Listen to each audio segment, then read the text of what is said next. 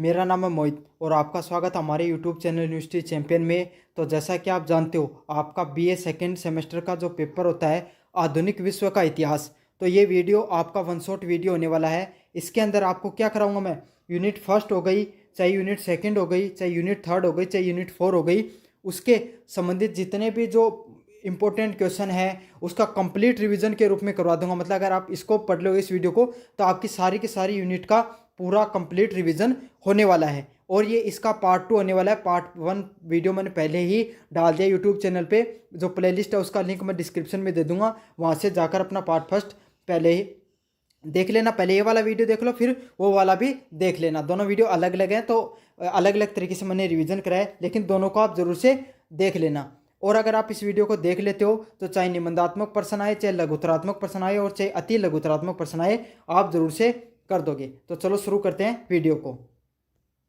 बच्चों, मेरा नाम है मोहित और आपका स्वागत है हमारे यूट्यूब चैनल यूनिवर्सिटी चैंपियन में। तो जैसा कि आप जानते हो, आपका बीए सेकेंड सेमेस्टर का जो पेपर होता है आधुनिक विश्व का इतिहास, उससे संबंधित जितने भी महत्वपूर्ण प्रश्न हैं उनकी मैं पूरी सीरीज करा रहा हूँ। उसका अगला प्रश्न है 1789 ईस्वी की फ्रांस की क्रांति के कारणों पर टिप्पणी कीजिए। तो 1789 की जो फ्रांस की क्रांति हुई है उसको सविस्तार टिप्पणी करनी है। और मुझे ये बताने की ज़रूरत नहीं है फ्रांस की क्रांति वो किसी भी एग्ज़ाम के लिए कितनी ज़्यादा इम्पोर्टेंट होती है। तो काफ़ी ज़्यादा मोस्ट इम्पोर्टेंट पर्सन ये आपका हर एग्ज़ाम में बार बार पूछा जाता है। तो अगर आप इसको वीडियो को पूरा देख लेते हो तो चाहे निबंधात्मक रूप में प्रश्न पूछा जाए, चाहे लघुतरात्मक रूप में पूछा जाए, या अति लघुतरात्मक रूप में पूछा जाए, आप इस प्रश्न को बहुत आराम से कर लोगे। तो चलो शुरू करते हैं। इससे पहले आप चैनल को सब्सक्राइब कर दो और वीडियो को लाइक कर दो अगर अभी तक नहीं किया है। तो जैसा कि आपको पता है, जो 1789 की जो फ्रांस की क्रांति है, इसने ना सिर्फ फ्रांस में राजशाही को ख़त्म किया बल्कि दुनिया को एक नई विचारधारा उत्पन्न करके दी। वो क्या थी? लोकतंत्र की विचारधारा, सभी लोगों के लिए समानता के लिए कानून, मौलिक अधिकारों जैसी बातें और स्वतंत्रता जैसे सिद्धांतों की नींव रखी। मतलब जो ये फ्रांस की क्रांति है, इसने फ्रांस को ही एक नई दिशा नहीं दी बल्कि पूरी दुनिया के सामने कुछ नए विचारधाराओं को लेकर आई। जिसमें से पहला था लोकतंत्र, कि लोकतंत्र की परिभाषा, लोकतंत्र है वो पूरी दुनिया में फेमस सबसे ज़्यादा फ्रांस की क्रांति के बाद में ही हुआ। और जो आम वर्ग था, आम लोगों थे, उनके लिए जो अधिकार है, जो समानता का अधिकार है कि भाई उन्हें भी, हर व्यक्ति को अपने जीवन जीने का एक समान अधिकार है, वो कहाँ से निकल कर आया? ये अधिकार फ्रांस की क्रांति से ही निकल कर आया। और सभी व्यक्ति स्वतंत्र हैं अपने विचारों को अपनाने में, अपना कार्य करने में, अपने किसी भी चीज़ को करने में। हर व्यक्ति के एक अपना अधिकार होता है, हर व्यक्ति स्वतंत्र होता है। तो इन सब जो सिद्धांतों की जो नींव है वो कहाँ से रखी गई? फ्रांस की क्रांति से रखी गई है। इस क्रांति के पीछे कई सामाजिक, राजनीतिक व आर्थिक व बौद्धिक कारण थे। तो कौन से कारण रहे, इनको अपन देखने का प्रयास करेंगे। पहला पॉइंट है फ्रांस की क्रांति के मुख्य कारण। तो फ्रांस की क्रांति के मुख्य कारण क्या है? पहला, राजनीतिक कारण। तो पता है जो फ्रांस है वहाँ पर जो लुइस राजा है, राजवंश है, उसका जो राज चल रहा था, और ये राजवंश है पूरी तरीके से विफल था। इसका कोई काम नहीं था। ये जनता है वो पूरी तरीके से मतलब कर्ज में डूबी हुई थी, जनता वो पूरी तरीके से परेशान थी। लेकिन ये क्या करते थे? इनका काम था अपना सत्ता बनाने के लिए जो नीचे पादरी वगैरह होते हैं उनके साथ भ्रष्टाचार करना और फिजूल में खर्चे करना, बस यही करते थे। और जनता की इनकी शासन में कोई भागीदारी नहीं थी, जनता से इनको कोई मतलब नहीं था। तो इसीलिए जो लुइस 16 है, उस समय जिस समय फ्रांस की क्रांति वो राज कर रहा था, उसकी सत्ता क्या थी? पूर्ण रूप से निरंकुश थी। उसे जनता से कोई मतलब नहीं था। वो तो अपनी जीवन है उसको अच्छे से जी रहा था और जनता वो पूरी तरीके से परेशान हो रही थी। तो सबसे पहला कारण रहा वो राजनीतिक रहा, कि जनता है वो राजा है उसके कार्य से, राजा के जो का व्यवहार है उससे पूरी तरीके से परेशान हो चुकी थी। 2 नंबर पॉइंट है सामाजिक कारण। तो सामाजिक कारण क्या होते हैं? जो फ्रांस का जो समाज है वो 3 भागों में बटा हुआ है। पहला वर्ग है कलर्जी मतलब पादरी वर्ग। तो पादरी वर्ग होता है वो वर्ग होते थे जिनके पास धर्म से संबंधित कानून बनाने के, धर्म से संबंधित अधिकार होते थे। और ये वर्ग है, यही क्या होता था? सत्ता पर सबसे ज़्यादा राज यही लोग करते थे। जो राजा होते थे उसके करीब भी यही होते थे। और जो फ्रांस में कोई निर्णय लिया जाता था, कोई नीतिगत बदलाव किया जाता था, उनमें भी पादरी वर्ग का विशेष योगदान होता था। तो समाज में सबसे ज़्यादा जो ज़्यादा चलती थी वो कौन सा वर्ग था? पादरी वर्ग था। दूसरे वाला वर्ग होता था कुलीन वर्ग, नोबल्स। तो आपको पता है कुलीन वर्ग वो होता था जिनके पास खूब पैसे होते थे और शक्तिशाली व्यक्ति होते थे। ऐसे समझ लो जो जमींदार वर्ग था वो किस में आता था? कुलीन वर्ग में आता था। एक तो ये पहले से पैसे वाले थे, शक्तिशाली थे। दूसरी बात, इन्हें कर और नहीं देना होता था, कर मुक्त और थे, मतलब इन्हें जो कर होता था, टैक्स होता, उससे भी छूट मिल जाती थी। तो इसीलिए ये वर्ग है, कुलीन वर्ग है, ये भी बहुत ज़्यादा धीरे धीरे शक्तिशाली होने लगा। और ये लोग भी क्या होने लगे? राजा के साथ बनाकर रखते थे और खूब भ्रष्टाचार करते थे। फिर आता है फ्रांस का तीसरा वर्ग, कौन सा होता था? किसान, व्यापारी, मजदूर और बारीक कर पर भार। तो जो तीसरा वर्ग था जिसमें किसान हो गए, व्यापारी हो गए, मजदूर हो गए, ये सब लोग आते थे। और आपको पता है ये एक तो ये सबसे बड़ी भारी जनसंख्या में होते हैं जो ये वाले वर्ग के लोग, और इन सब वर्गों के पास पैसा भी बहुत कम था और इनको क्या कर रखा था? सबसे ज़्यादा टैक्स भी इन्हीं पर लगा रखा था। साथ के साथ इस वर्ग के पास ना तो कोई सामाजिक और राजनीतिक किसी प्रकार के अधिकार होते थे, बल्कि सबसे ज़्यादा जो कर टैक्स भी यही देते थे और सबसे ज़्यादा जो जनसंख्या में भी यही लोग थे। 3 नंबर प्रश्न है आर्थिक कारण।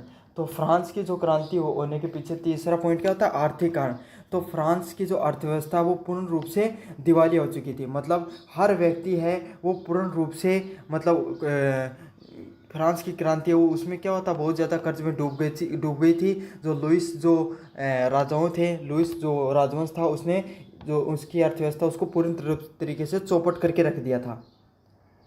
युद्ध हुए जिसमें फ्रांस की क्रांति में जो अमेरिका की जो क्रांति हुई थी उसमें भी फ्रांस का बहुत बड़ी भागीदारी हुई थी। और शाही खर्चों ने, जो लुइस जो राजवंश है उसने इतने ज़्यादा खर्चे करते थे अपनी रानियों के लिए, महंगे महंगे महल खरीदना, गहने खरीदना, खूब भोग विलासिता करना। तो इन सब चीज़ों से क्या हुआ था? जो फ्रांस की क्रांति है वो दिवालिया हो चुकी थी, उनके पास पैसे नहीं बचे थे। इससे क्या हुआ? जो किसान और जो मध्यम वर्ग है उस पर बहुत ज़्यादा कर थोपे जा रहे थे, जबकि अमीर वर्ग है वो और ज़्यादा कर मुक्त था। मतलब अमीर जिनके पास पैसे थे, जिन पे टैक्स लगाना चाहिए था, वो तो कर मुक्त थे, और जो किसान है, मध्यम वर्ग है, वो टैक्स से दब चुका था। अगले वाला पॉइंट है महंगाई और खाद्य संकट से जनता त्रस्त। मतलब महंगाई और जो खाद्य संकट है इससे जनता वो पूर्ण रूप से परेशान हो चुकी थी। तो ये था, ये सारे के सारे कौन से कारण थे? ये सभी कारण थे जो आर्थिक, मतलब पैसों से संबंधित कारण थे। 4 नंबर पॉइंट की बात करें, बौद्धिक कारण। तो बौद्धिक कारण क्या रहे? तो जॉन लॉक, रूसो और वाल्टर जैसे। मतलब अब क्या होता है, जब भी समाज पूरी तरीके से परेशान रहता है तब कोई ना कोई समाज सुधारक या विचारक समाज से निकल कर आते हैं। तो आपको पता है बुरे समय महान लोगों को जन्म देता है। तो वही होता है, उसी समय फ्रांस के सबसे बड़े दार्शनिक, सबसे महान राजनीतिक और विचारक निकल कर आए। जॉन लॉक, रूसो और वाल्टर जैसे विचारक है, इन्होंने समाज को स्वतंत्रता, मतलब ये समझाया कि आप सभी लोग स्वतंत्र हो। जो खास करके जो निम्न वर्ग था उसको समझाया कि आप सभी लोग स्वतंत्र हो अपने अधिकारों के प्रति। साथ के साथ समानता का कॉन्सेप्ट दिया। इन्होंने बताया कि हर व्यक्ति है उसको अधिकार होना चाहिए समान रूप से, राजनीतिक, सामाजिक व आर्थिक अधिकारों पर समानता मिलनी चाहिए हर वर्ग को समाज के अंदर। अगले वाला पॉइंट है जनसत्ता। जनसत्ता मतलब कि जनता जो राज के सत्ता पर जो लोग होगा उसे जनता की सुननी होगी, जनता ही सबसे ज़्यादा प्रभावी होगी। तो ये सब विचार हैं, ये कहाँ से निकल कर आते हैं? स्वतंत्रता, समानता और लोकतंत्र जैसी भावना है, ये जॉन लॉक, रूसो और वाल्टर के द्वारा दी गई थी। अगले वाला पॉइंट है एज ऑफ इनलाइटमेंट। तो इन लोगों के विचारों ने लोगों में एक नई चेतना को उभार आया। तो इन लोगों ने जो विचार दिए, इससे क्या हुआ? एक नए विचारों की क्या ही नई चेतना ही लोगों में एक नई विचारधारा उत्पन्न होकर आई। 5 नंबर प्रश्न है दुर्बल नेतृत्व और प्रशासनिक अयोग्यता। तो लुई 16 था, इसका निर्णय लेना बहुत कमज़ोर, मतलब ये बहुत ही कमज़ोर राजा हुआ था, तो बहुत ही असक्षम राजा था और इसके कोई अच्छा वित्त मंत्री भी नहीं था, क्योंकि उस समय जो फ्रांस है वो बहुत ज़्यादा अर्थव्यवस्था रूप से कमज़ोर हो चुका था, दिवालिया हो चुका था। तो ज़रूरत थी कि अच्छे रिफॉर्म्स किए जाएं, अच्छे बदलाव किए जा सकें, ताकि जो अर्थव्यवस्था है वो फिर से पटरी पर आ सके। लेकिन जो लुई 16 है, इसको तो किसी चीज़ का ज्ञान नहीं था, और ना ही इसका कोई वित्त मंत्री थे, वो भी अच्छे थे कि कमज़ोर राजा तो कमज़ोर, आपको पता है मंत्रिमंडल भी वैसा ही होगा, तो वो भी असफल रहे रिफॉर्म्स करने में। तो सुधारों की कोशिशें असफल रही और असंतोष बढ़ता गया। तो इनके द्वारा जो सुधारों को प्रयास किया गया वो इतने ज़्यादा सफल रूप से नहीं लागू हो पाए, असफल रहे, तो जनता और ज़्यादा परेशान हो गई, जनता और ज़्यादा आक्रोशित हो गई इनके प्रति। तो अब निष्कर्ष की बात करें कि जो फ्रांस की क्रांति है वो एक पूरी दुनिया में एक राजनीतिक बदलाव ही नहीं होता है, बल्कि सामाजिक न्याय, समानता और जन अधिकारों की लड़ाई थी। मतलब समाज की न्याय की, समाज का हर वर्ग बराबर है, उसके अधिकारों की लड़ाई भी थी। और जो ये फ्रांस की क्रांति है इसने पूरी दुनिया को लोकतांत्रिक आंदोलन की प्रेरणा दी।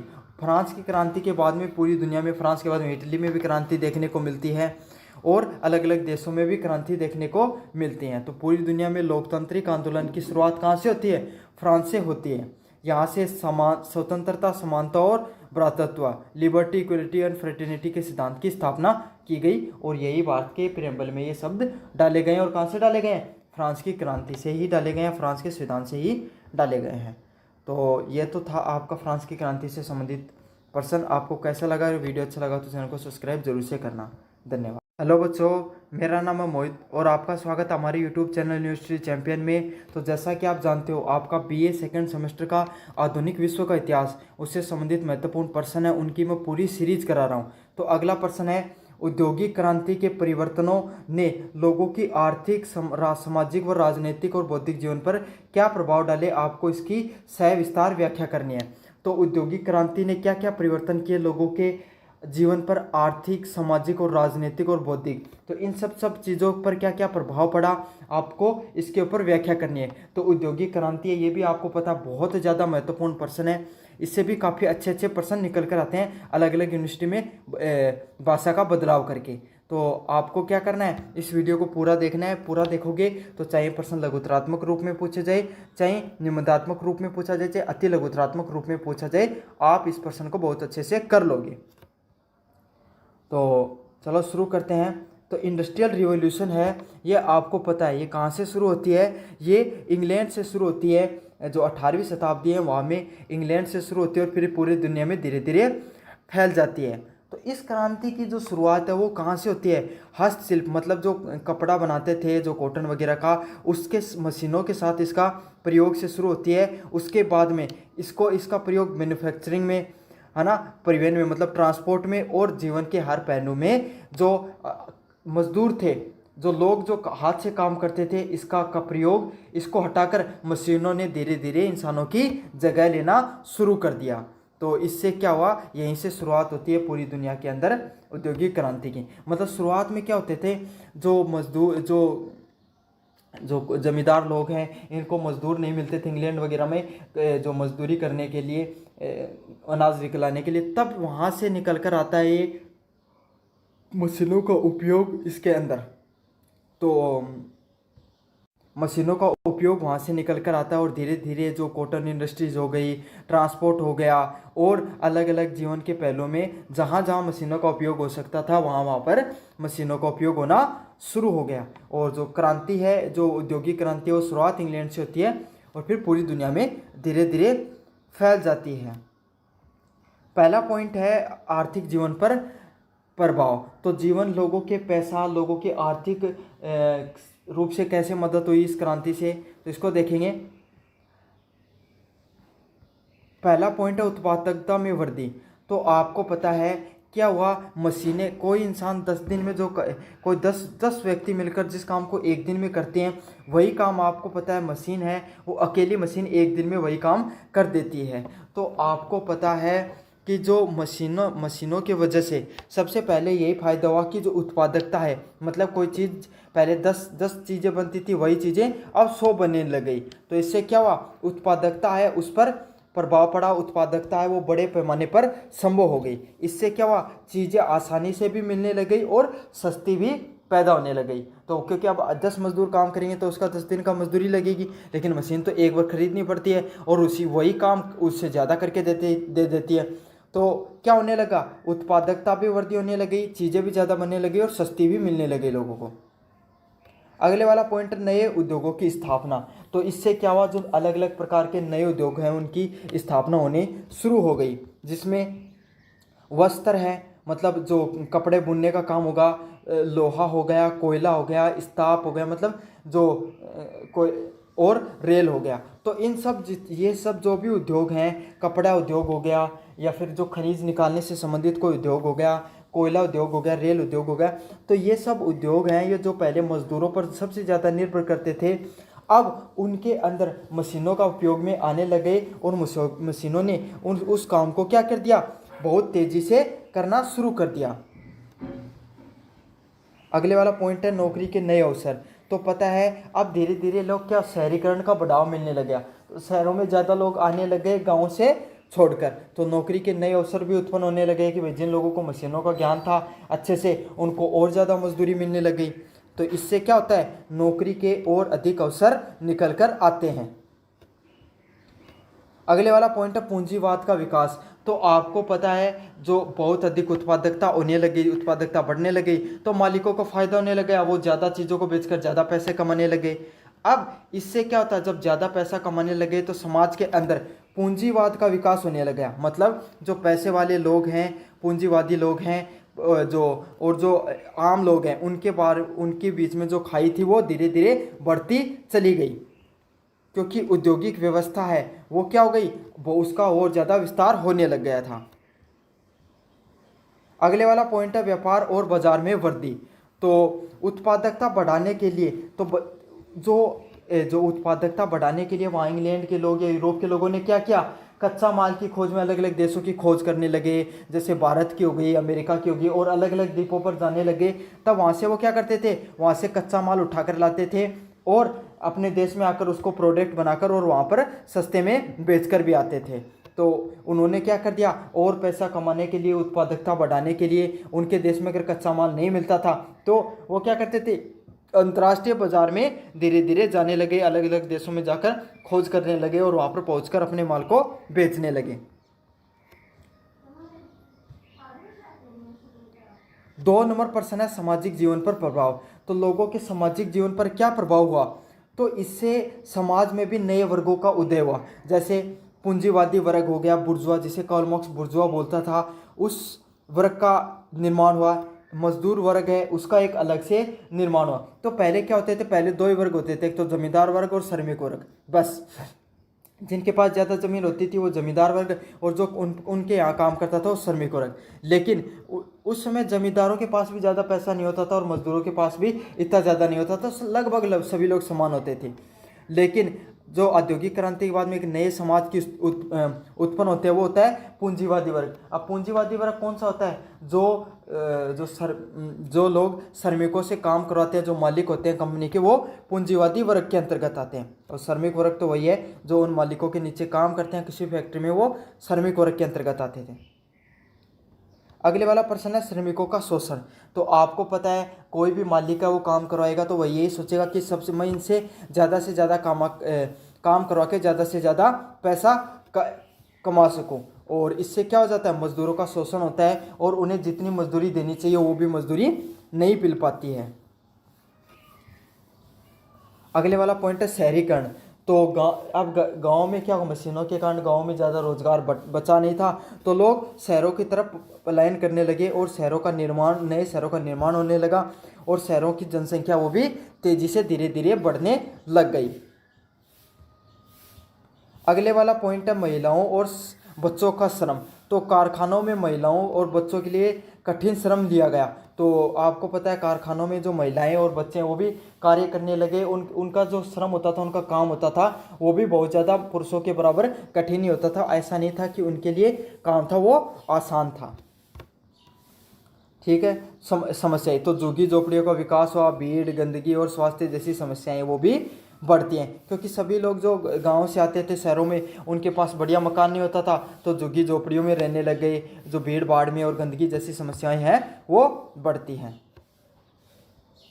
अगले वाला पॉइंट है राजनीतिक जीवन पर प्रभाव। तो श्रमिक जो आंदोलन है उनकी शुरुआत होनी शुरू हो जाती है। समझ में आ गया। तो आपको पता है कोई भी व्यक्ति है, कोई भी समाज है या फिर कोई भी वर्ग है, वो कितने दिन अपने शोषण को सहेगा, एक न एक दिन वो उसको भी अपने अधिकारों के बारे में जानकारी होगी और वो भी क्या करेगा, क्रांति कर देगा। तो सभी मजदूरों ने संगठित होकर आंदोलन करना शुरू कर दिया और कार्ल मार्क्स जैसे विचारक निकल कर आए जिन्होंने श्रमिकों के हक में क्या उठाई, आवाज़ उठानी शुरू कर दी थी। अगले वाला पॉइंट है कानूनों में सुधार। तो इन्होंने काम के घंटों में, मजदूरी में और श्रमिक सुरक्षा के संबंधित कई कानून बने। तो धीरे धीरे क्या हुआ, जैसे मजदूरों ने आवाज़ उठानी शुरू की, श्रमिकों ने आवाज़ उठानी शुरू करी, तो कानूनों में भी सुधार हुआ कि कोई भी व्यक्ति उसका काम के घंटों में फिक्स कर दिया। जैसे आज के समय ना 8 घंटा या फिर 12 घंटा है वो काम करना फिक्स होता है, उसी तरीके से साथ के साथ मजदूरी जो पैसा था उसको भी फिक्स कर दिया और श्रम सुरक्षा है कि जो श्रमिक होते हैं उनकी भी सुरक्षाओं का ध्यान रखा जाएगा। इसको लेकर अब धीरे धीरे कानून बनने शुरू हो गए। अगले वाला है लोकतंत्र और प्रतिनिधित्व की मांग। तो श्रमिक वर्ग है उसने भी वोटिंग अधिकार और राजनीतिक भागीदारी की मांग की। तो अब धीरे धीरे जो श्रमिक वर्ग वो भी अपने अधिकारों के प्रति जागरूक होने लग गया और उन्होंने भी क्या कहा कि हमें भी वोटिंग के अधिकार होने चाहिए और हमें भी राजनीति में भागीदारी लेनी है। तो ये जो लोकतंत्र में प्रतिनिधित्व की मांग करने लगा श्रमिक वर्ग भी। अगले वाला प्रश्न है राज्य की भूमिका बढ़ी। तो सरकारों की जो भूमिका वो भी धीरे धीरे बढ़ने लग गई। श्रमिक कल्याण हो गए, शिक्षा और स्वास्थ्य जैसी क्षेत्र हैं उनके अंदर उनको जो श्रमिक वर्ग है उनके जो अधिकार हैं उनके भी रक्षा करने के लिए कार्य करना पड़ा। क्योंकि आपको पता है श्रमिक वर्ग वो सबसे बड़ा वर्ग होता था, उसी की जन समर्थन से ही वो क्या आ सकते थे, सत्ता में आ सकते थे। इसलिए सरकार को उनके भी अधिकारों की ध्यान में रखने पड़े। 4 नंबर प्रश्न है बौद्धिक जीवन पर प्रभाव। तो लोगों की विचारधाराओं पर क्या क्या प्रभाव पड़ा इसको समझने की प्रयास करेंगे। तो नई विचारधाराओं का जन्म होता है उस समय सबसे पहले समाजवाद, साम्यवाद और पूंजीवाद। तो समाजवाद क्या होता है, समाजवाद वो व्यवस्था होती है जहाँ पर समाज का हर वर्ग समान हो, जहाँ हर वर्ग के पास अधिकार हो। पूंजीवादी ना पैसे वाला हो, गरीब ना ज़्यादा गरीब हो, सभी बराबर के अधिकारों को रखें। तो ये विचारधारा निकल के आती है। साम्यवाद क्या होती है, साम्यवाद होती है जो ना तो पूंजीवाद को ज़्यादा मानती है और ना ही समाजवाद को ज़्यादा मानती है। इनका यही कहना है कि हमें बीच का रास्ता अपनाकर चलना चाहिए। समाज के हर वर्ग की प्रगति की बात की है। वो कौन सा वर्ग होता है, वो कौन सी समाज साम्यवाद होता है, वो क्या कहलाता है, साम्यवाद। पूंजीवाद क्या होता है, पूंजीवाद बात करता है पैसे की, भाई हमें ज़्यादा से ज़्यादा पैसा कमाना चाहिए, जिसके पास जितना ज़्यादा पैसा होगा वो उतना ही ज़्यादा शक्तिशाली होगा। तो ये सब जो विचारधाराएं वो धीरे धीरे निकल कर आती हैं। अगले वाला पॉइंट है वैज्ञानिक सोच का विकास। तो धीरे धीरे क्या होता है, मशीन हो गई, तकनीक हो गई और विज्ञान में लोगों की रुचि बढ़ती है और जो वैज्ञानिक सोच है उसका विकास होना शुरू हो जाता है। तो उसमें पता है औद्योगिक क्रांति के बाद में अलग अलग प्रकार की जो रिसर्च और डेवलपमेंट होने लग गया और लोगों की जो सोच है और वैज्ञानिक रुचि उसमें भी बढ़ावा होने लगता है। अगले वाले प्रश्न है साहित्य और दर्शन पर प्रभाव। तो चार्ल्स डिकेंस जैसे लेखक ने औद्योगिकरण से जुड़े सामाजिक विषयों पर लिखा। तो अलग अलग जो विचारक आए, अलग अलग जो समाज में लेखक आए, इन्होंने भी क्या किया, जो समाज है, साहित्य और दर्शन पर, इन सब चीज़ों पर लिखना शुरू कर दिया। अगले वाले शिक्षा का विस्तार। तो औद्योगिक जो समाज है उसमें कुशल श्रमिकों की जरूरत के कारण शिक्षा पर बल मिला। मतलब धीरे धीरे क्या हुआ, मशीनों का उपयोग करने के लिए जो लोगों ने शिक्षा लेना शुरू कर दिया, शिक्षा का महत्व है वो धीरे धीरे और ज़्यादा बढ़ना शुरू हो जाता है। शिक्षा का विस्तार बढ़ता है औद्योगिक क्रांति के बारे में बाद में। आज निष्कर्ष निकालें तो औद्योगिक क्रांति ने मानव जीवन को अलग अलग जो पहलू है उस पर प्रभावित किया। किस किस पे किया, लोगों के पास पैसा आना शुरू हो गया, काफ़ी लोग जो पूंजीवादी बन गए, अमीर बन गए। तो इससे क्या आर्थिक संपन्नता निकल कर आती है। साथ के साथ फिर क्या होता है, धीरे धीरे जो लोग हैं उनके अंदर सामाजिक असमानता भी फैलती है। पैसे वाले लोगों के पास ज़्यादा अधिकार हो जाते हैं, जो श्रमिक वर्ग है उसका काफ़ी ज़्यादा शोषण बढ़ने लग जाता है। तो इससे क्या होती है, सामाजिक असमानता फैलती है। राजनीतिक चेतना, लोगों को अपने अधिकारों के बारे में पता चलता है कि राजनीति में हमारी भी भागीदारी होनी चाहिए, चाहे वो कोई भी वर्ग हो। तो राजनीतिक रूप से भी लोग समझदार होने शुरू हो जाते हैं। अगला बौद्धिक विचारों का विकास। तो लोगों में ये भी उसके बाद में अलग अलग प्रकार के लेखक हो गए, साहित्यकार हो गए, दर्शनकारी या क्रांतिकारी निकल कर आते हैं। तो लोगों के पास क्या हुआ, उद्योगों के वजह से, जो मशीनों की वजह से समय बचा, और समय बचता है तो इंसान क्या सोचने पर मजबूर होता है। तो उससे क्या उस इंसान का बौद्धिक विकास हुआ, साथ के साथ शिक्षा का विकास भी बढ़ता है। तो इस क्रांति ने विश्व के एक नए विश्व की, आधुनिक विश्व की नींव रखी। इसके साथ समाज में कई भी समस्या भी उत्पन्न की, जैसे बेरोजगारी हो गई, सामाजिक असमानता हो गई, इन जैसी समस्याओं को भी उत्पन्न किया। लेकिन इसके जो परिवर्तन है वो दूरगामी आज प्रभाव है वो आज भी देखे जा सकते हैं। तो ये तो था आपका आधुनिक क्रांति से संबंधित, औद्योगिक क्रांति से संबंधित प्रश्न। आपने, मुझे उम्मीद है, पूरा वीडियो देखा होगा। तो अगर वीडियो पूरा देखा है तो चैनल को जरूर से सब्सक्राइब कर देना। धन्यवाद।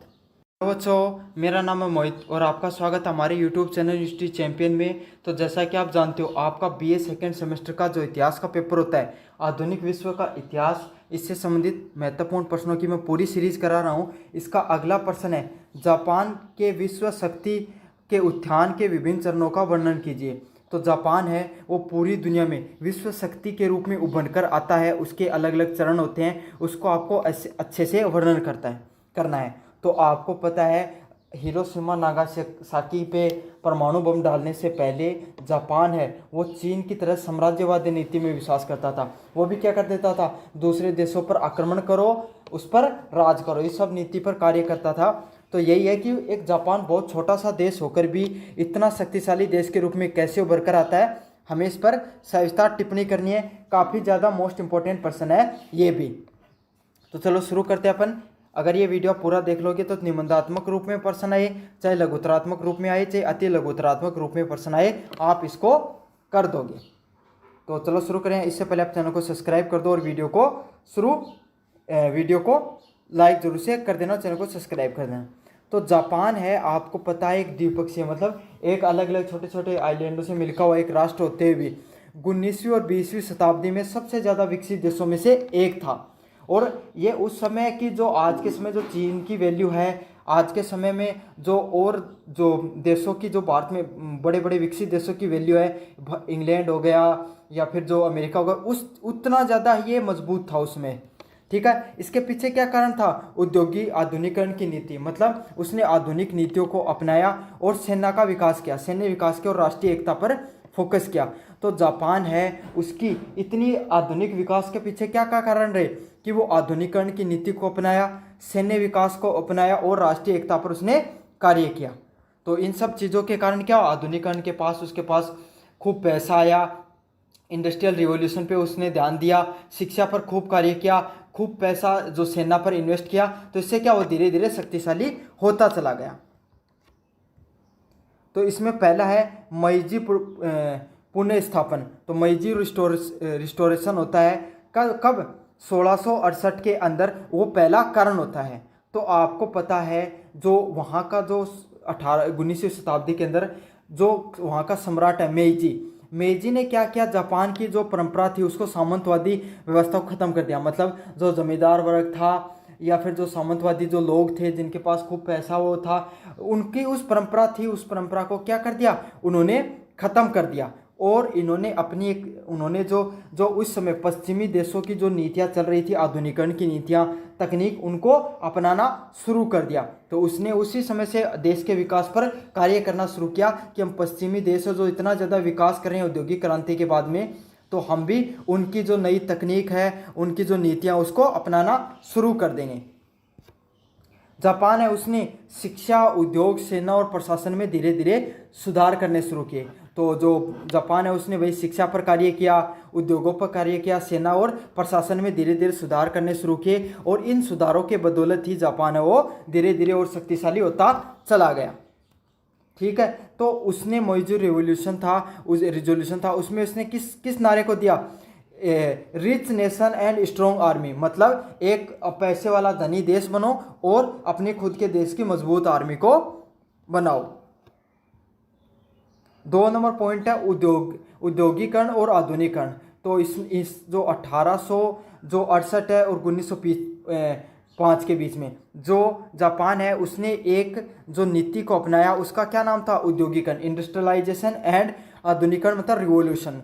तो इसको अपनाया। इससे क्या हुआ, जापान के अंदर रेलवे हो गई, फैक्ट्रियाँ हो गई, बैंकिंग व्यवस्था है और तकनीक शिक्षा है, वो बहुत तेज़ी से फैली। तो आपको पता है जापानीज़ प्रोडक्ट, आज भी कोई भी प्रोडक्ट हो जापानीज़ का, वो सबसे ज़्यादा ट्रस्टेबल और ट्रस्टवर्दी प्रोडक्ट माना जाता है, क्योंकि इन्होंने उस जब 19वीं शताब्दी के अंदर, जब 1800 के 68 या के बीच में 1900 तक, तो इन्होंने उस समय तकनीक को अपना लिया था, जो पश्चिमी तकनीक, औद्योगिक तकनीक चल रही थी। जापान के लोग वो मेहनती भी होते थे, इन्होंने अपना भी बौद्धिक विकास करके नई नई तकनीकों का बनाना शुरू कर दिया। तो उससे क्या हुआ, इनके जो रेलवे, फैक्ट्रियाँ हो गई और बैंकिंग सिस्टम और तकनीक शिक्षा, वो बहुत तेज़ी से धीरे धीरे उनका विकास होना शुरू हो जाता है। इसके साथ इन्होंने एक शक्तिशाली नौसेना और थल सेना का भी निर्माण किया। तो इसके साथ इन्होंने क्या किया, एक मजबूत जो नौसेना नेवी है और जो उसके एक मजबूत आर्मी है, उसका निर्माण करना इन्होंने शुरू किया। तो इससे क्या हुआ, इनकी सेना भी मजबूत हुई। जो ये इंडस्ट्रियल रिवॉल्यूशन से जो पैसा कमाते थे, कर आता था सरकार के पास, इन्होंने उनका सही प्रयोग करते हुए एक मजबूत नौसेना, क्योंकि चारों तरफ से पानी से घिरा हुआ देश है, इसीलिए एक मजबूत नौसेना और एक अच्छी थल सेना, आर्मी, उसका निर्माण हुआ और इन्होंने कई युद्ध लड़े, इसीलिए उस युद्ध में इन्होंने विजय भी प्राप्त की। जापान ने आत्मनिर्भर अर्थव्यवस्था की ओर दिशा में कदम बढ़ाया। एक छोटा सा देश था, लेकिन फिर भी इन्होंने क्या नारा दिया कि हम कोई भी देश की जो अर्थव्यवस्था उस पर निर्भर नहीं रहेंगे, हम अपनी देश की जो अर्थव्यवस्था है उस पर निर्भर होंगे। तो इन्होंने आत्मनिर्भर अर्थव्यवस्था उस पर जोर देने का प्रयास किया। 3 नंबर पॉइंट है सैन्य शक्तियों के प्रयोग और विजय। तो इन्होंने सैन्य शक्तियां हैं उस पर क्या किए, प्रयोग किए और विजय भी हासिल की। तो इन्होंने जैसे सिनो पहला था, सिनो और जापान युद्ध, तो 1894 में 1894 और 95 में इन्होंने क्या किया, जो जापान है उसने चाइना के साथ युद्ध लड़ा और कोरिया उस पर अपना प्रभाव स्थापित कर लिया। मतलब चाइना को हराकर, चाइना जो कोरिया पर अपना प्रभाव दिखाता था, उसको क्या कर दिया, उसको चाइना को उखाड़ फेंका और किसका राज हो गया, जापान का राज हो गया कोरिया पर। और उसने क्या कर दिया, ताइवान को भी अपने कब्जे में ले लिया। तो आपको पता उस समय जो जापान है वो सबसे शक्तिशाली होता था, उसने जापान जैसे बड़े देश और शक्तिशाली देश को भी हरा लिया था। और ये तो कुछ नहीं है, इससे आगे आप और भी बड़ी बात सुनकर आश्चर्यचकित हो जाओगे। उसके बाद में रूस जापानी युद्ध होता है 1904 से 1905 के बीच में। और आपको पता है रूस कितनी बड़ी शक्ति हुआ करती थी उस समय। तो आपको पता है सोवियत संघ हुआ करता था, जो कितने देशों का संघ हुआ करता था। उस सोवियत संघ को भी हराकर जापान ने पूरी दुनिया को चुका दिया। मतलब क्या कर दिया, जापान है वो इतना शक्तिशाली हो गया था कि उसने रूस को भी हरा दिया था। इससे जापान ने मैचूरिया पर, जो जापान है उसने रूस का एक मैचूरिया नामक जगह होती थी, वहाँ पर अधिकार कर लिया और पूर्वी एशिया की एक सबसे मुख्य शक्तिशाली शक्ति बनकर उभरता है इस युद्ध के बाद में जापान। जो जापान है उसमें बहुत ज़्यादा शक्तिशाली हो गया था, उसने देख लो रूस जैसे बड़े देश को भी हरा दिया था। अगले वाला पॉइंट है प्रथम विश्व युद्ध में भागीदारी। तो 1914 से 1918 तक जो जापान है उसने क्या किया, जो जापान ने मित्र राष्ट्रों, अलाइड जो पावर्स होते थे, मित्र राष्ट्रों के साथ मिलकर युद्ध की भागीदारी में भी साथ दिया था। मतलब विश्व युद्ध हुआ था 1914 से 1918 के बीच में, उसमें भी इसने अलाइड पावर, मित्र राष्ट्रों के साथ क्या दिया था, सैन्य रूप से साथ दिया था। और जर्मनी उपनिषद है जैसे सोडांग और चीन पर भी कब्जा कर लिया था। तो मैंने बता दिया था इसने चीन को हरा दिया था और उस पर भी कब्जा कर लिया था। साथ के साथ लीग्स ऑफ नेशन में भी प्रमुख सदस्य बना। तो लीग ऑफ नेशन नामक जो कई प्रमुख देशों का जो ग्रुप था उसका भी ये प्रमुख सदस्य बन गया, क्योंकि भाई शक्तिशाली लोग को सभी पूछते हैं, सभी वैल्यू होती है, तो ये उसका भी सदस्य बन गया था। तो इसने प्रथम विश्व युद्ध में भी बहुत अच्छी भागीदारी दिखाई थी। अगले वाला पॉइंट है अंतर्राष्ट्रीय मान्यता और विस्तारवाद। तो 1920 से 1937 के बीच में एक जापान है वो क्या होती है, एक सुपर पावर के रूप में मान्यता मिलने लगती है। तो जापान है उसको बहुत शक्तिशाली हो जाता है, उसको एक सुपर पावर के रूप में मान्यता मिलती है। उसने रूस के ऊपर फिर से कब्जा कर लिया था। रूस के जो मैंचूरियन शहर था उस पर 1931 में पुनः कब्जा कर लिया था और 1937 पर इसने चीन पर फिर से आक्रमण कर दिया। तो ये क्या हो गया था, इसने पहले तो ये सिर्फ क्या करता था, सिर्फ युद्ध लड़कर अपने जगहों से वो करता था, लेकिन फिर इसने धीरे धीरे अपने विस्तारवाद की जो नीति है उसको बढ़ाना शुरू कर दिया और फिर इसने 1937 में चीन पर भी आक्रमण कर देता है ये। इसलिए चीन और जापान की कभी बनती नहीं है, मतलब जैसे भारत पाकिस्तान की नहीं बनती है, ऐसे चीन और जापान की भी कभी बनती नहीं आपस में। द्वितीय विश्व युद्ध और चरम सैन्य शक्ति, तो 1941 से 1945 के बीच में जो जापान है उसकी शक्ति वो सबसे ज़्यादा चरम पर थी। इसने क्या किया, जापान ने अमेरिका के पर्ल हार्बर पर हमला कर दिया 1941 के बाद पर। इसके बाद में इसने एशिया के कई देशों पर कब्जा किया, जैसे थाईलैंड हो गया, फिलीपींस हो गया, बर्मा हो गया। फिर इसने क्या किया, जो नीचे वाले देश थे जापान के नीचे वाले जो दक्षिण एशिया के देश थे वहाँ पर धीरे धीरे कब्जा करना इसने शुरू कर दिया। तो जो छोटे छोटे देश है जैसे थाईलैंड, फिलीपींस और बर्मा हो गया, म्यांमार जैसे देशों पर इसने कब्जा किया। लेकिन होता क्या है, 1945 में इस पे हिरोशिमा और जो नागासाकी है उस पर परमाणु बम गिराए जाते हैं और जापान है उसको आत्मसमर्पण करना पड़ता है द्वितीय विश्व युद्ध के अंदर। तो जापान है उसको हिरोशिमा और नागासाकी के जो बम अटैक होते हैं उसमें बहुत सारे नागरिकों की मृत्यु हो जाती है। उसके बाद में जनता के दबाव के बाद में और राजनीतिक दबाव के कारण आत्मसमर्पण करना पड़ता है। अगर जापान पे अगर ये बम नहीं गिराए जाते तो मैं बता देता हूँ आज जो अमेरिका की और जो आप रूस या फिर चाइना की जो स्थिति देखते हो वो स्थिति आज जापान की होती। जापान भी कम नहीं था किसी से। अगले वाला पॉइंट है युद्ध के बाद आर्थिक उत्थान। लेकिन युद्ध होने के बाद में भी जो जापान है वो रुकता नहीं है, अपनी आर्थिक रूप से फिर से मजबूत करता है। तो इसने क्या किया, अमेरिका की सहायता से जापान ने फिर से अपने आप को आर्थिक रूप से पुनः मजबूत बनाया, पुनः निर्माण किया। और 1960 से 1980 की दशक में जापान फिर से दुनिया की दूसरी सबसे बड़ी अर्थव्यवस्था बन गया। तो हुआ क्या, उसमें जापान के पास युवा लोग भी थे, काफ़ी मेहनती लोग होते हैं जापान के लोग जो कार्य करने पर बहुत ज़्यादा जोर देते हैं। इसलिए क्या हो गए, वो फिर से दूसरी सबसे बड़ी अर्थव्यवस्था निकल कर आती है। विज्ञान हो गया, तकनीक, इलेक्ट्रॉनिक्स और ऑटोमोबाइल में वो अग्रणी बन गया था। तो आपको पता है आज भी जो फोर्ड जैसी कंपनी है जिसने ऑटोमोबाइल की दुनिया में एक नई दिशा दी, तो वो कहाँ से निकलती है, जापान से निकल के आते हैं। तो ऐसी कोई टेक्नोलॉजी नहीं थी उसमें जो जापान के द्वारा नहीं बनाई जा रही थी। हर फील्ड में जापान था, तकनीक के मामले में आगे निकल गया था धीरे धीरे। और एक बार फिर है युद्ध के बाद में 1960 से 1980 के बीच में फिर से अपने आप को अर्थव्यवस्था को और मजबूत कर लिया जापान ने।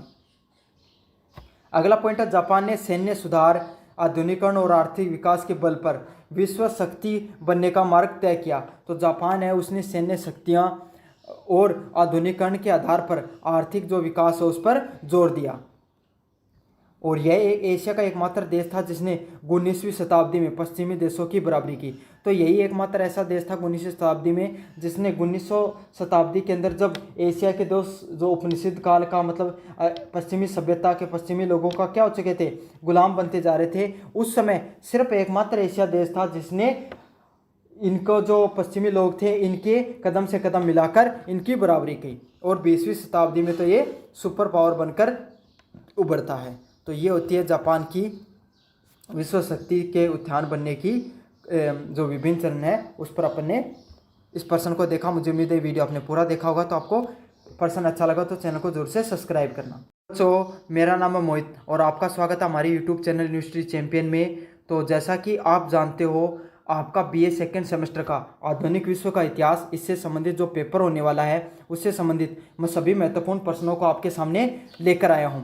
उसका जो अगला महत्वपूर्ण प्रश्न है वो क्या है, 1917 की रूस की क्रांति, उसके कारणों का वर्णन कीजिए और उस पर सविस्तार आपको टिप्पणी करनी है। तो ये काफ़ी महत्वपूर्ण प्रश्न होने वाला है, इसको आपको अच्छे से करके जाना है। अगर आप इस वीडियो को पूरा देख लेते हो तो आपको चाहे निबंधात्मक रूप से प्रश्न आए आपके सामने, चाहे लघुतरात्मक रूप से आए और चाहे अति लघुतरात्मक रूप से प्रश्न आए, आप इस प्रश्न को जरूर से कर दोगे।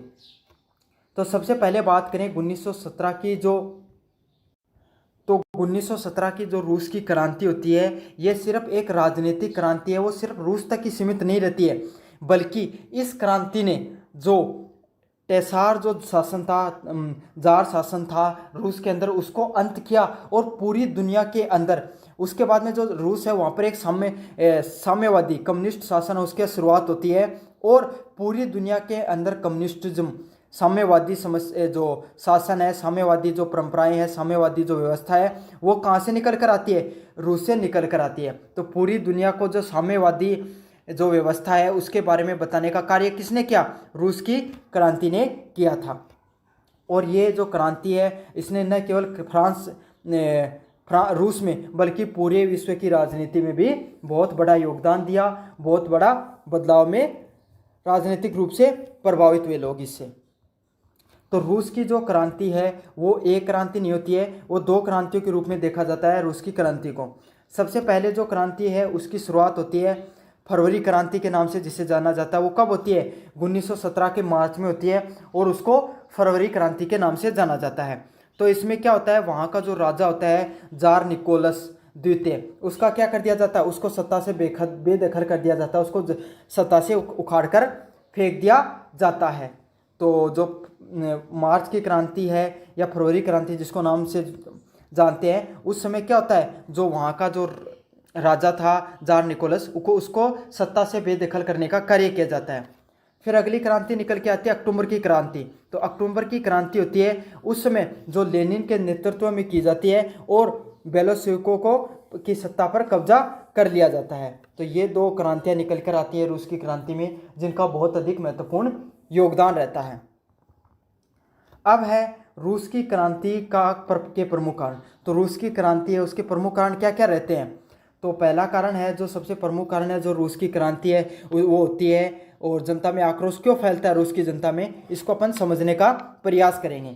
सबसे पहले जार शासन की निरकुशलता, मतलब निरकुशता।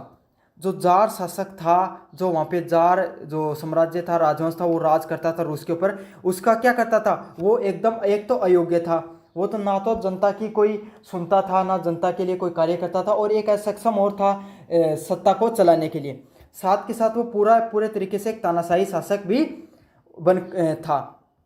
ठीक है, उस समय ना तो जनता के पास कोई राजनीतिक अधिकार होते थे, ना बोलने की कोई स्वतंत्रता होती थी। तो ये जो जार शासक होता था, इसके जार द्वितीय, इसके समय ना तो लोगों के पास ना कोई अधिकार थे, ना ही जनता राजा से किसी प्रकार की कोई सवाल पूछ सकती थी।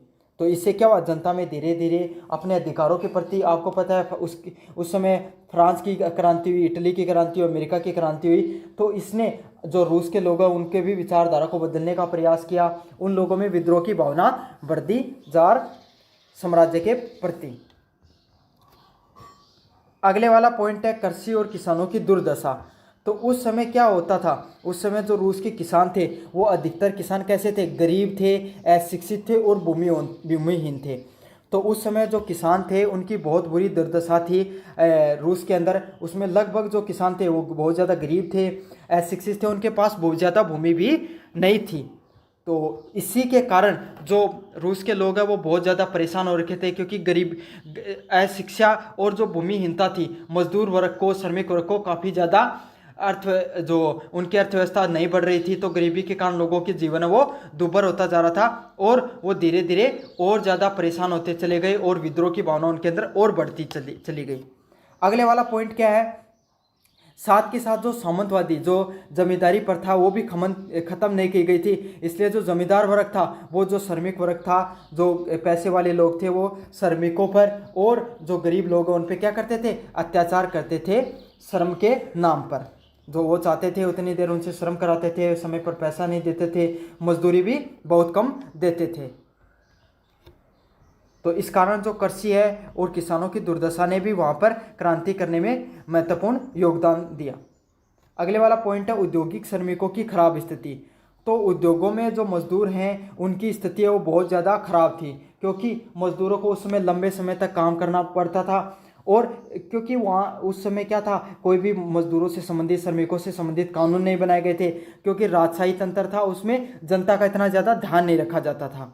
तो लंबे समय तक काम करना पड़ता था, मजदूरी भी कम थी और काम की हालत भी बहुत ख़राब थी। मजदूरों के सुरक्षा से संबंधित भी कोई उपाय नहीं कर रखे थे। तो यही होता था, जब लोगों को पता चला कि हम इतनी देर काम करते हैं, ये लोग इतना पैसा कमाते हैं और हमें कुछ भी नहीं देते हैं, तो धीरे धीरे लोगों के अंदर एक बौद्धिक चेतना आती है और लोग एक होकर हड़ताल है और आंदोलन करना शुरू कर देते हैं। तो धीरे धीरे क्या हो जाएगा, होता है, हड़ताल है, आंदोलन है वो और विद्रोह है वो धीरे धीरे एक रेगुलर वे में होने शुरू हो जाते हैं, धीरे धीरे होने शुरू हो जाते हैं। अगले वाला पॉइंट है 1905 की असफल क्रांति।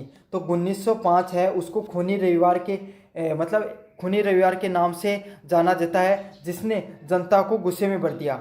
ठीक है, तो 1905 की जो क्रांति है वो असफल तो रही थी, लेकिन लोगों में क्रांतिकारी भावना और गुस्सा बना रहा। लेकिन 1905 के अंदर भी एक जो क्रांति है वो निकल कर आती है, जिसमें क्या होता है, राजा वो बहुत सारे लोगों को मना देता है और वो रविवार के दिन हुई थी उस क्रांति को, तो इसीलिए क्या बोला जाता है, उसको खूनी रविवार के रूप में जाना जाता है। इस क्रांति के बाद में लोगों को एक नई चेतना मिलती है, लोगों में एक नई साहस बढ़ जाता है राजा के खिलाफ। ये क्रांति भारत के 1857 की क्रांति की तरह असफल तो रहती है रसिया में, लेकिन इससे क्या हो जाता है, लोगों में क्रांतिकारी भावना और गुस्सा है वो बढ़ जाता है और फिर से क्रांति करने के लिए वो प्रेरित हो जाते हैं। 5 नंबर प्रश्न है 1914 से 1918 के बीच में जो प्रथम विश्व युद्ध हुआ था उसका क्या महत्वपूर्ण कारण रहा। तो आपको पता है जो 1914 और 1918 के बीच में जो विश्व युद्ध होता है इसमें रूस की हार हो जाती है। तो इससे जनता है वो अमेरिका से हार होने के बाद में क्या हो जाती है, और ज़्यादा मनोबल उनका टूट जाता है। इससे लाखों लोग भी मारे जाते हैं, भोजन और वस्त्रों की भी भारी कमी हो जाती है। मतलब आपको पता है जब युद्ध होता है तो युद्ध में काफ़ी लोगों की मृत्यु होती है, साथ के साथ खाने पीने की, वस्त्रों की और पैसे की भी भारी कमी देखने को मिलती है। इससे न सिर्फ अर्थव्यवस्था चरमरा जाती है बल्कि महंगाई भी धीरे धीरे बढ़ने लग जाती है, और इसी महंगाई बढ़ने के कारण है जनता में असंतोष है वो और ज़्यादा फैल जाता है। तो प्रथम विश्व युद्ध है वो भी प्रमुख कारण रहा जनता के बीच में असंतोष फैलाने के लिए। अगले वाला पॉइंट है भ्रष्टाचार व प्रशासनिक असमता। तो जार सरकार थी वो पूर्ण रूप से भ्रष्ट थी और असक्षम थी। तो जार सरकार है वो उसमें भ्रष्टाचार बहुत ज़्यादा था, साथ के साथ असक्षम भी थी। मतलब उसका जो राजा हुआ करता था वो इतना ज़्यादा सक्षम नहीं था कि वो सत्ता को संभाल सके। जो अर्थव्यवस्था उस समय चरमरा गई थी, पूर्ण रूप से ख़त्म होने जा रही थी रूस की, उसको संभाल सके, उसको एक नई दिशा दे सके। तो उसके दरबार में रासपुतीन जैसे अयोग्य लोग थे जो प्रभावशाली बन गए थे। मतलब जिन लोगों उसके मंत्रिमंडल में ऐसे लोग थे जिनको ना इतना ज़्यादा नॉलेज था, लेकिन फिर भी उसको क्या हुआ, भ्रष्टाचार के कारण वो सक्षम होते चले गए और प्रभावशाली होते चले गए। 7 नंबर प्रश्न है लेनिन और बोल्शेविक पार्टी की भूमिका। तो वहाँ पर लेनिन और उनकी पार्टी बोल्शेविक ने रोटी, भूमि और शांति का नारा देकर जनता को आकर्षित किया। तो मार्क लेनिन है उसने एक बोल्शेविक पार्टी का निर्माण किया और उसने क्या किया, जो श्रमिक वर्ग है, जो मजदूर वर्ग है, उसके हक की बातें की। जनता का एक बहुत बड़ा वर्ग है, उसके हक की बातें की। क्या कहा, आपको हम रोटी देंगे, जो भूमि है जो आपके पास नहीं है वो दी जाएगी और आपको शांति से जीवन जीने का अधिकार मिलेगा। तो ब्रीड लैंड और पीस का नारा किसने दिया था, मार्क लेनिन ने अपनी पार्टी के द्वारा दिया। तो इससे क्या हुआ, जो आम जनता है जो पहले ही तरफ इस जो तानाशाही उससे परेशान हो चुकी थी, उसे एक नई उम्मीद की किरण मिली और क्रांति करने की एक नई उम्मीद मिलती है उन्हें। उन्होंने मजदूर और किसानों को संगठित किया। तो उन्होंने जो सत्ता है उसके खिलाफ क्या किया, जो मजदूर और किसान है जो असंगठित रूप से थे उनको एक करने का प्रयास किया और उन्हें उनके अधिकारों के बारे में चेतना दी। 8 नंबर प्रश्न है बौद्धिक और वैचारिक कारण। तो क्या होता है, जो मार्क्सवाद है और समाजवाद के विचारों ने रूस की जनता को प्रेरित किया। तो उस समय जो मैंने बताया फ्रांस की क्रांति होती है और उसके बाद में कार्ल मार्क्स जैसे बड़े बड़े विचारक आए जिन्होंने जो श्रमिक वर्ग है उनकी चेतना के लिए उन्होंने कार्य किया। श्रमिक वर्ग को एक नई चेतना दी कि आप सब लोग हैं, आपके भी अधिकार होते हैं, आप अगर एक होकर क्रांति करो, लड़ो तो ये जो पूंजीवादी व्यवस्था इसको नष्ट किया जा सकता है। कई सालों से जो चली आ रही सामंतवादी प्रथा है, ये जो तानाशाही है, उसको आप तोड़ सकते हो। तो इससे क्या होता है, रूस की जनता को भी एक नई प्रेरणा मिलती है। और उस समय जो समाजवाद है, मतलब समाज के हर वर्ग के पास अपने जो जीने के अधिकार होते हैं, उनके पास भी अधिकार होने चाहिए, ये वाली जो विचार है, ये व्यवस्था ये बहुत ज़्यादा फैल रही थी। लोकतंत्र जैसी प्रणालियाँ भी हैं वो यूरोप में बहुत ज़्यादा प्रचलित हो रही थी। तो यही सब चीज़ें देखकर रूस के लोग भी काफ़ी ज़्यादा प्रभावित हुए। तो उनमें भी किताबों और पर्चों के जरिए लोगों ने क्रांति की भावना फैलाई। तो मार्क लेनिन जैसे लोग हैं, इन्होंने क्या क्या इस चीज़ का फ़ायदा उठाया और अलग अलग जगह पर्चे पर्चे लगाना शुरू किया और लोगों में प्रचार प्रसार करने लगे उनके अधिकारों के बारे में, उनकी जो समानता का अधिकार है, इन सब चीज़ों के बारे में, ताकि लोगों में और क्रांति की भावना फैल सके और ये जो सामंतवादी व्यवस्था है, ये राजशाही है, जार शासन की, वो उखाड़ कर फेंक सकें। तो निष्कर्ष की बात करें तो 1917 की जो रूस की क्रांति है वो राजनीतिक दमन, आर्थिक विषमता और युद्ध की त्रासदी और सामाजिक असंतोष का परिणाम थी। मतलब जो रूस की क्रांति होती है ये किसके कारण होती है? राजनीतिक दमन। मतलब जो राजनीतिक रूप से लोगों का जो दमन हो रहा था, उनके पास कोई भी अधिकार नहीं था, उसको ख़त्म करने के लिए जो लोग परेशान हो चुके थे, आक्रोश फैल चुका था, उसको रोकने के लिए आर्थिक विषमता, मतलब लोगों के पास बिल्कुल भी पैसा नहीं था और जो लोग हैं वो गरीब और अमीर, पूंजीवादी और गरीब लोगों के बीच में खाई बढ़ती जा रही थी। युद्ध की त्रासदी, तो युद्ध है वो प्रथम विश्व युद्ध के बाद में लोग हैं वो वैसे ही तृप्त हो चुके थे, परेशान हो चुके थे, साथ में रूस को हार और मिल गई थी, तो इससे लोगों का मनोबल भी टूट गया था। आर्थिक रूप से तो नुकसान हुआ ही था, साथ के साथ उनका मनोबल भी टूट गया था, वो मानसिक रूप से भी परेशान हो गए थे। और सामाजिक असंतोष, तो समाज का अलग अलग वर्ग है, जो बहुत बड़ा तबका है श्रमिक वर्ग का, वो क्या था, उसके शोषण हो रहा था, तो वो उसके अंदर बहुत ज़्यादा असंतोष था। तो इस क्रांति ने दुनिया के पहले कम्युनिस्ट राज्य की शुरुआत की और शीत युद्ध की नींव रखी। तो इसके बाद में रूस के अंदर दुनिया में पहली बार कम्युनिस्ट जो राज्य है उसकी स्थापना होती है और शीत युद्ध है उसके बाद में लड़ा जाता है और उसके बाद में सोवियत संघ की टूटकर रूस में बदलता है। तो ये सब चीज़ें हैं जो रूस की जो 1917 की जो क्रांति हुई थी उसके बारे में प्रमुख बातें हैं जो मैंने बता दी हैं। ये इसमें कैसा भी प्रश्न आए, चाहे लघुतरात्मक आए, चाहे निबंधात्मक आए, चाहे अति लघुतरात्मक आए, आप बहुत आराम से इन प्रश्न को कर लोगे।